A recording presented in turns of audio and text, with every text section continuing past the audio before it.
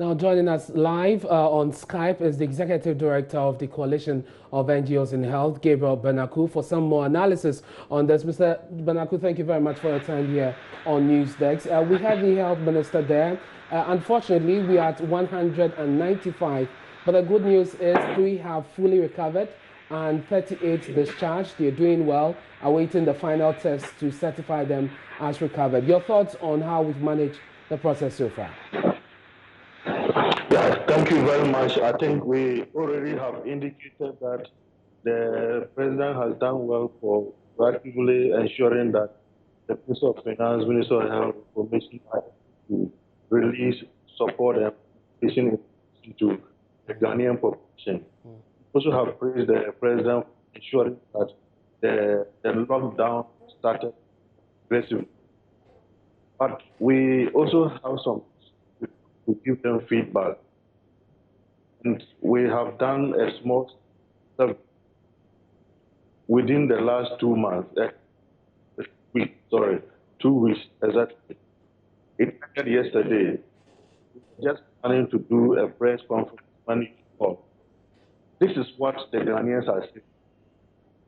56% of respondents who work with the health facilities in the district are saying that they do not have strong hope for health facilities in areas where they are. What it does means to us is that we have to strengthen our health system so that the public have that confidence in health facilities. The other point is that we need all the necessary logistical president have instructed be in the various regions and districts. And that is the research is they do not have much trust in our health system. So this is a feedback to the Minister of Health and support the Ghana Health to be able to do what they are. I might commend the Ghana Health teams for whatever they are doing to acknowledge the religious bodies and the private sector for the support they are giving to Ghana and various districts. We, as civil society, have also provided support in various districts where we're working in our little way, but I think that the owner responsibility national to these logistical support to the Ghana Health at the and district. Well, Mr. Benaku, you talk about first a lack of trust in the health facilities at the district level.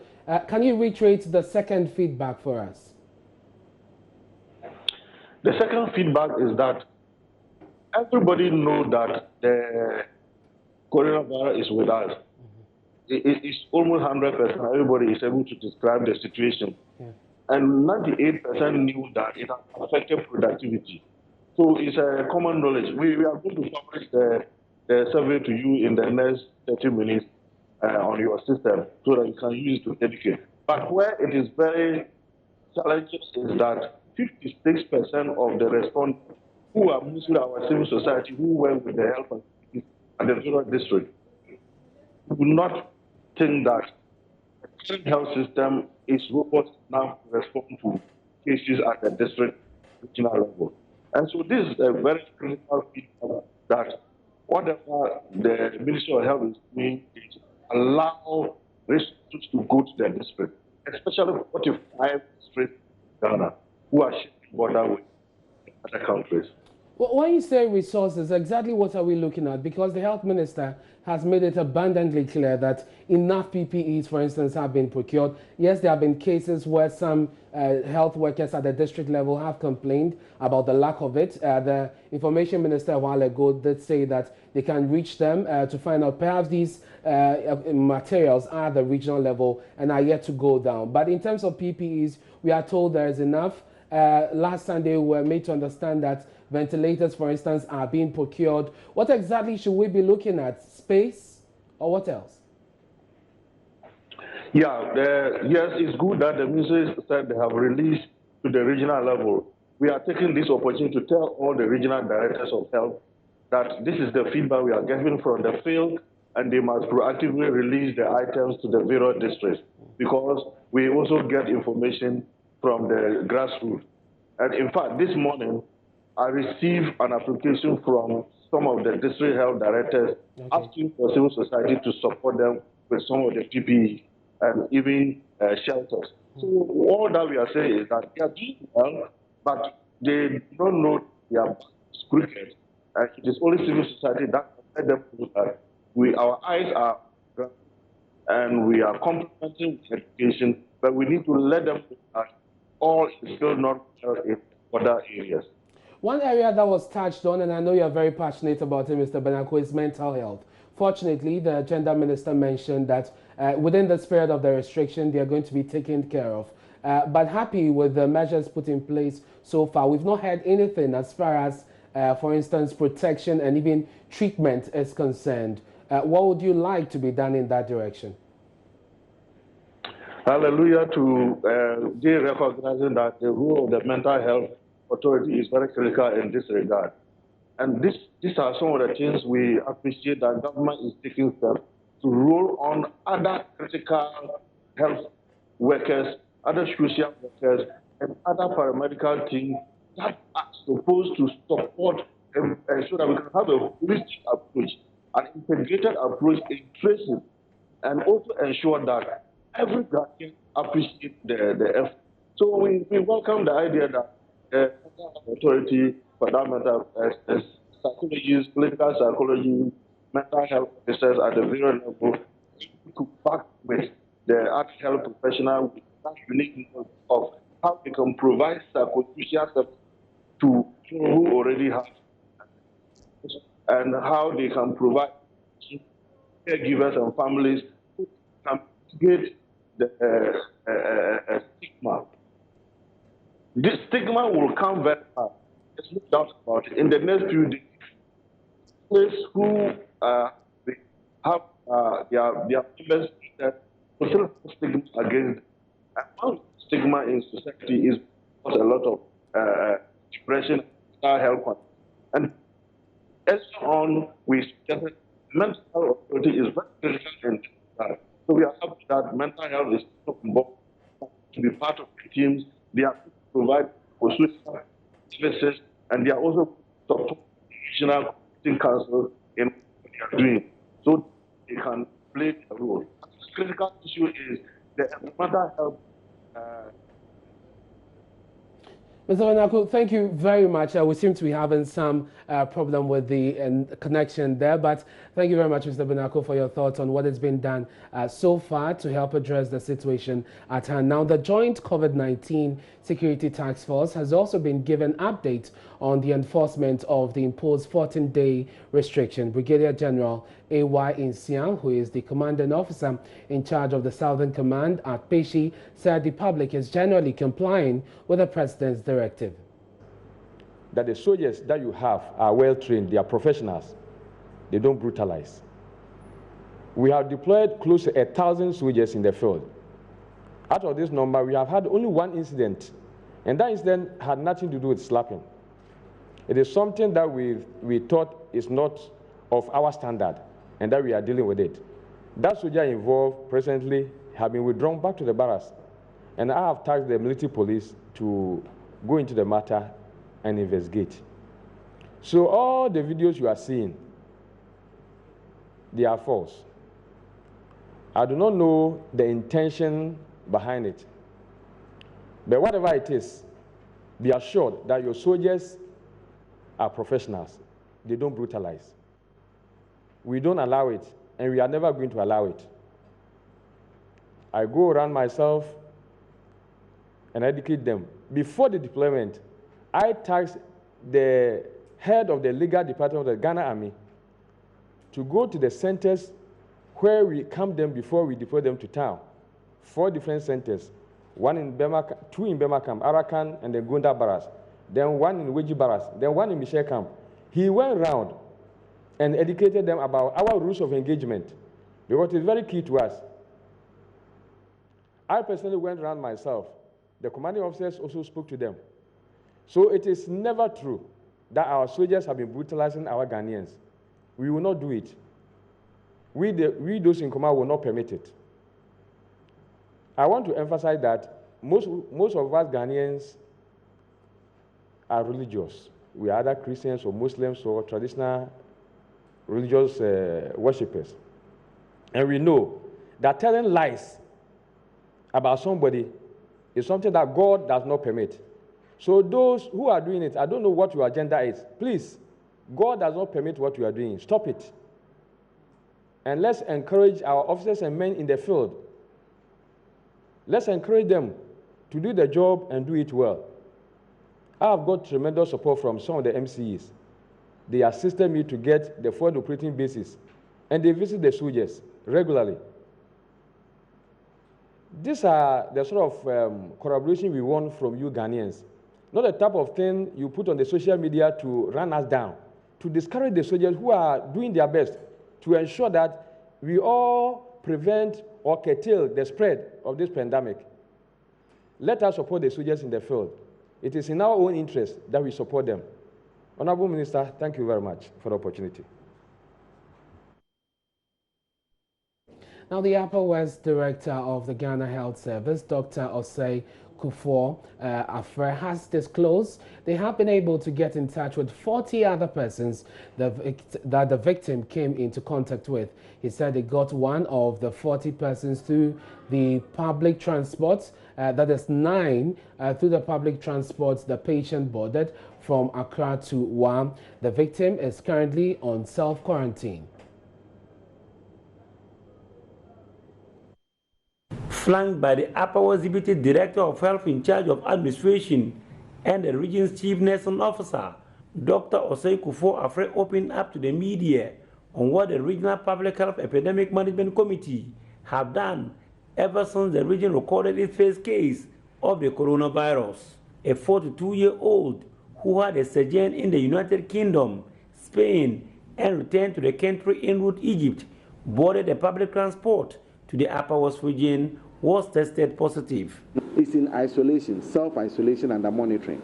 So that individual is not even interacting with the populace. And that interaction was actually curtailed even before the announcement. So through that person, we have less at-risk populations, okay? Except one individual who I think rendered a few services to the individual, who is also being held in self-isolation. So even before the announcement was made, okay, we had disclosed the results to the client or the case, okay? And the case even told us that the person who has been supporting the ill health is present. So the instruction was that that person is not going anywhere. So before the announcement was made, there was no contact known to us who was roaming around town trying to infect other people. So that is how, so far, we have brought a little bit of containment to the situation. Dr. Afre disclosed that they initially had difficulty tracing the people that the victim came into contact with, but now there is a breakthrough. Because when I took the chance to go to the transport, the particular transport company, you realize that they don't even have records of people who boarded the bus with a person from Accra to this place. So they just give them tickets. So I think this one, we've communicated with the authorities, and they have done well. Because as at today, they've been able to send me 9 names of people who bought the ticket with their mobile money. So they've sent me 9 persons who bought their ticket with their mobile money. So for them, they can trace the telephone number and that. So we are able to follow them up. And as of now, we are doing almost about a little over 40 contacts. He said they have 15 suspected cases of COVID-19, of whose samples are sent to Kumasi and Accra for testing. These suspected cases are also in some form of self-quarantine. The ones that came to us sick, our health facilities have places where we are putting them so that they don't mix. So even though we don't know their results, all the precautionary measures are being taken and we are taking care of them. especially whatever symptoms they came with, until they are declared negative. So we are hoping to receive further results. Reporting for JoyNews, Rafik Salam. Wow. Still on COVID-19, doctors at the Ejura Government Hospital say they're on high alert in the fight against COVID-19. Ejura's Chadumasi district is predominantly a farming area with a lot of human traffic in and around the jurisdiction. Authorities say they are monitoring the situation to protect lives. Mahmoud Mohammed Nuruddin visited the district and filed this report.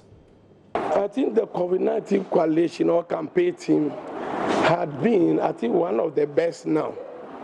Just volunteers to actually come together and say, hey, there will be a pandemic. What can we do to actually protect our community? The COVID-19 campaign coalition educates and prescribes preventive measures on the virus. We started this campaign to show our compassion to the world during these times. I might say that the Ghana Health Service, Ejura for that matter, and the campaign coalition team, with what they are doing, I think everybody should rest. However, they should ensure the hand-washing techniques, the preventive measures should continue. Partners have so far reached an estimated 10,000 people in the area. Inadequate logistics, however, remain challenges to the coalition and even Ejura Government Hospital. That has been dealt with. That Ejura is a rural setting, and it's not everywhere that you can get running water. So I've made provision of 50 Veruca buckets fitted with taps, so that we can be putting water in them. And then additionally, I've added 50 buckets to raise, so that at least the buckets can be used wherever we place a Veruca bucket. But the buckets can be used to fetch water to fill in the Veruca buckets. And then we've also made provision for a wash hand basin. We don't need to wash our hands and let the running water be on the floor. So we need to at least get a receptacle that will be collecting the hand wash water. So I've provided 50 hand washing basins. But with understanding the whole Ejura team, the whole Ejura community is having, I think we are at the safer side. And I want to assure that if we identify a single person, there will be no problem, because everybody is well educated, has imbibed the knowledge that is going so far, and I don't think we have a problem. We should all abide by the safety protocols that have been enshrined by the Health Directorate. These are to help residents struggling to lay hands on vital products. Concerns are now about people moving from lockdown areas to places like Ejura. There is strong belief COVID-19, just as H1N1 and Ebola both, will succumb to the world. And I know that just as H1N1 passed, just as Ebola passed, inshallah, by the grace of God, Ebola, coronavirus or COVID-19 shall also pass. A report by Mahmoud Mohammed Nuruddin.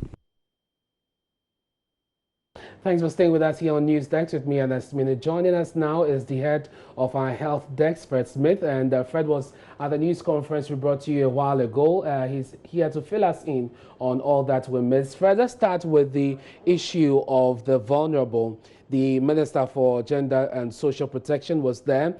Yesterday, we brought you stories about people who have nowhere to sleep here in Accra and were headed back home to different parts of the northern region.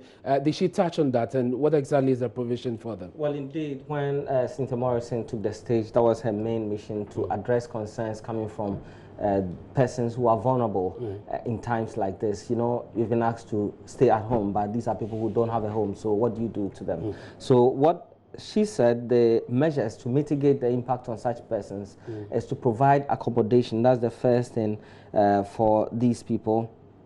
They're finding temporary accommodation for them, and then they've so far identified 15,000 persons who fall into this category. 15,000? 15,000 who fall into this category. They're actually looking for more, and those who don't have anywhere to sleep at all will be put in the temporary accommodation, and some have accommodation, but they need some logistics, food and other logistics. They will also provide them. Do we know where these people are? Well, they are all in our communities, especially they identified certain places within Accra and Kumasi where they are targeting these people. The fact remains that they have already taken their details in times past, but some of them managed to, travel out of Accra when the measures were announced by the president before it took effect. And so you don't have everybody they've captured in their data who is still here. It's possible some have also come in and have added to the numbers. So the 15,000 could be less? No, what I'm saying is that these are the numbers they've taken now. Now, okay. Now, so we are sure that all of these people are going to be fed, and they wanted to be sure. So the data was being collected over the period that since the president announced this measure. And so they've also identified some persons who are mentally ill, and they will also be taken off the street. So far, 20 of such persons have been identified. She's saying that they are going to be given proper, they'll take their bath, they'll change their clothes, keep them clean, so they can also practice this hygiene. But for those who are vulnerable but are not mentally ill, what they'll be given is training on hygienic conditions, how to maintain good hygiene. And then they'll also train them on social distancing. It's one of the things because they tend to crowd themselves in small areas. They'll be given that training. And for those who are very young and must be in school at this time, some of the KIA are very young. Those will also be, in the course of the 2 weeks, they will be engaged in some kind of training.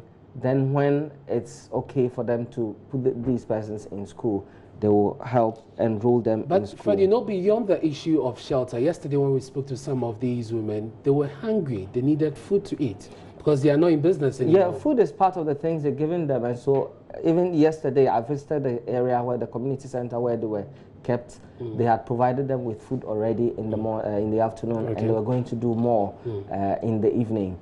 She also mentioned that the communication ministry provided a number of mobile phones that had video features, so they can call their families back home in the north, so they can let them know they are doing well and can travel back when this lockdown in Accra and Kumasi is lifted. That sounds interesting. Yeah, that's interesting. And then for all the they also identified some persons with disabilities who will also be taken care of, and more importantly, there will be some stipend given to these persons.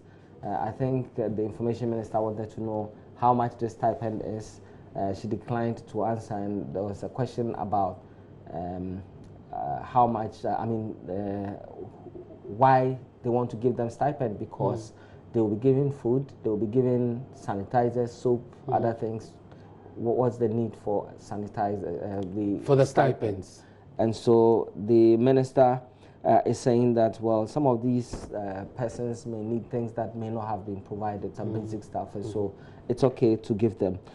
We already provide LEAP to persons who do not have incomes. Yeah, or fall below the poverty line. Who fall below the poverty line. And so if you are identified in this, at this crucial time, you'll be treated. That's just about 2 weeks. You'll be given something so that when things are over, they can do their Kaya year. You remember that the Kaya business is no longer in effect because people are not going into the market the way they would have before the ban.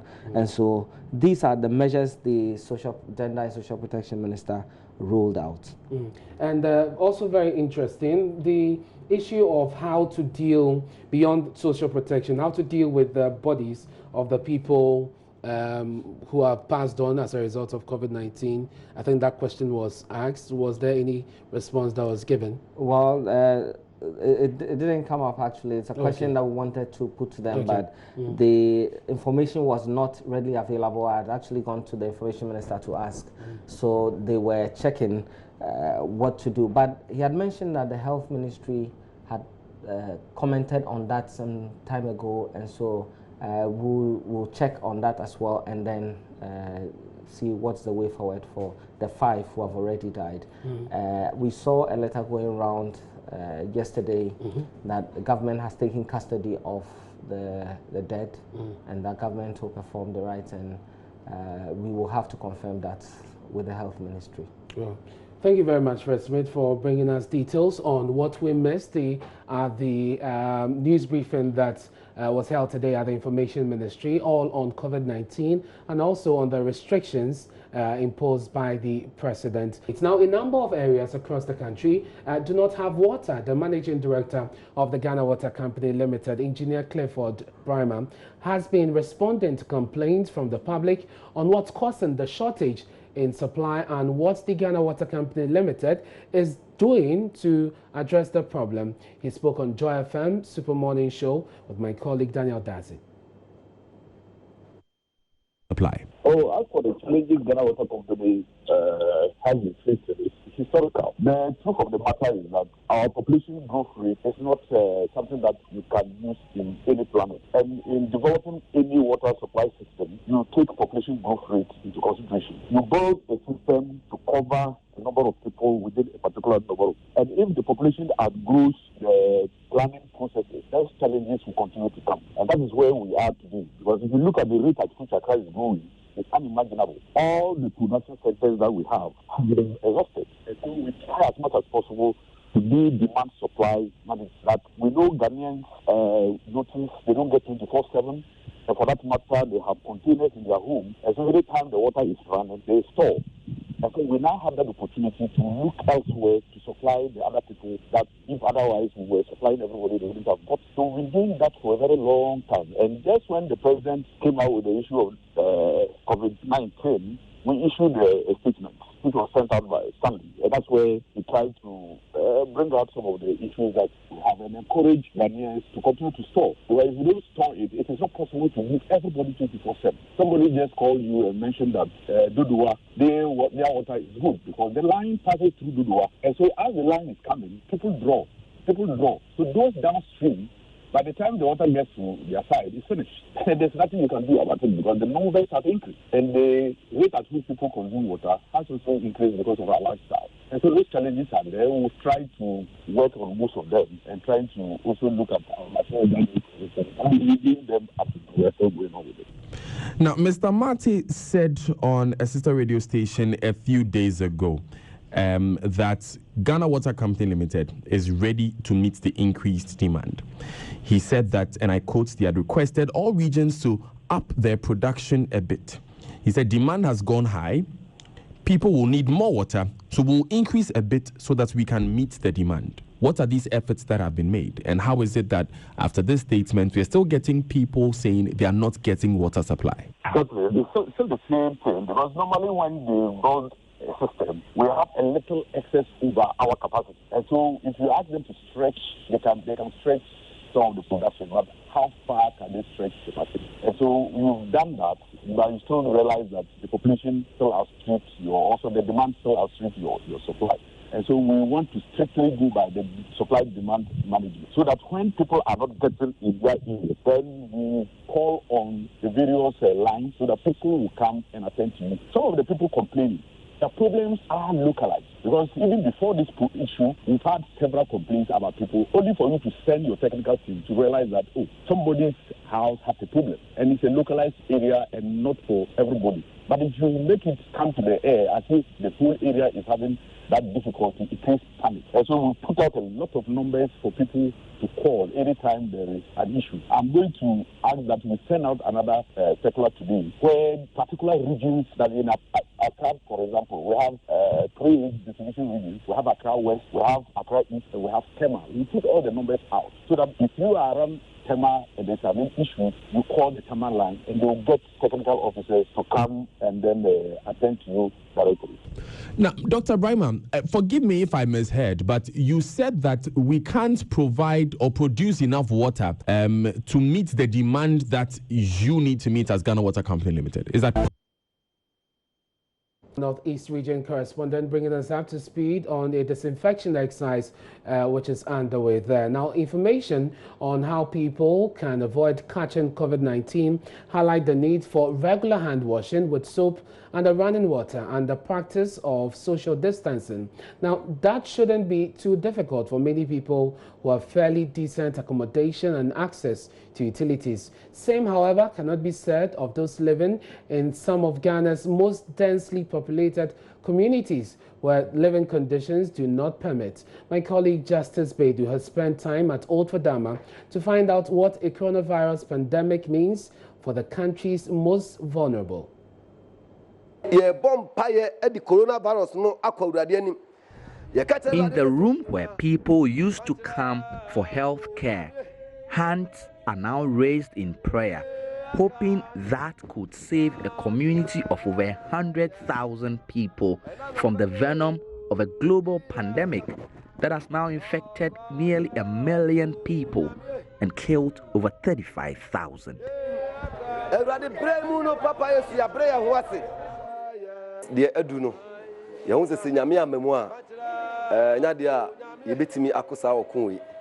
Once upon a time, this was the only health facility providing health care for the thousands of people who live here in Old Fadama. This was run by a private citizen. Once the man who led this facility died, health care in Old Fadama died too. And in its place is this rundown infrastructure taken over by filth and also churches. This is Ghana's biggest shanty town, a mixed bag enclave bustling with life. Old Fadama is badly overcrowded, and coronavirus, if it does strike here, will do damage. Everyone knows, but people must eat. That's why they all came here after all. Here we are crowded, very, very crowded. Here, social distancing is a rare privilege only a few can afford. There are no sanitizers and no running water, even if people wanted to wash their hands. My leg was worrying me. I can't wear boots. They say I should take time that I shouldn't get any sore. Israel Agbenu has already been diagnosed with diabetes, and with no hospital here, he travels outside the slum to see a doctor every week. This coronavirus, we don't know what it is. But you know here, most of us, we are illiterate. If somebody's sick, unless you have to go to Kolebu, before you get taxi, but you know taxi, some of them, they don't want to come in. If you beg them, they will not come in. And that time, maybe something can happen. So at times, we put the person at the back, up to the roadside, to take money, drop into some place to some place. If I don't have that money, I'll make quiet and die. But not everywhere in Ghana looks like Old Fadama. Medifem Hospital, good morning, I'm speaking. This is the Medifem Multi-Specialist Fertility Center, one of the few upmarket private hospitals in Accra. Located in one of its affluent neighborhoods, quality health care is available if you have the money to pay. And here, they seem very ready for COVID-19. There's this difference between the poor and those who can afford, or the poorly resourced and those who can afford it. And the poorly resourced, even to get access to the public hospital, it's not easy. You have to get into some 4 means of transport to get to the public facility. When you get there, you've got to queue for a very long time, which engenders the spread of the infection. Deeper inequities in our health system are going to be very exposed in this COVID-19 period and post-COVID-19. We've made the system run as it has, with fewer or less numbers of people enrolled on the National Health Insurance Scheme, which would have provided financial access to people. We haven't provided over time sufficient infrastructure to support a situation like the COVID-19. Every tribe is here, is in this community. You see, so if you are there as a millionaire, you are there, and then they are building the facility for them. Anything happen to this community, it will go affect all of them. Because we have the Kayaye, if the people, they come down from the Medina, or even president, they do market here. You see, and they use the Kayayo, carry my pan for me. And so if one is affected, you carry it to your own place as well. COVID-19 is spreading like wildfire, and experts warn it's only a matter of when and not if that it would arrive here in Old Fadama. Everyone here knows that. What they do not know is if they, like Ghana's privileged few, would ever be ready for it. Justice Bedu, JoyNews, Old Fadama. And here in the studio, my name is Ernest. Many thanks for your company here on News Text. There's more news when you log on to myjoyonline.com. Up next is JoyNews Interactive. Stay tuned in.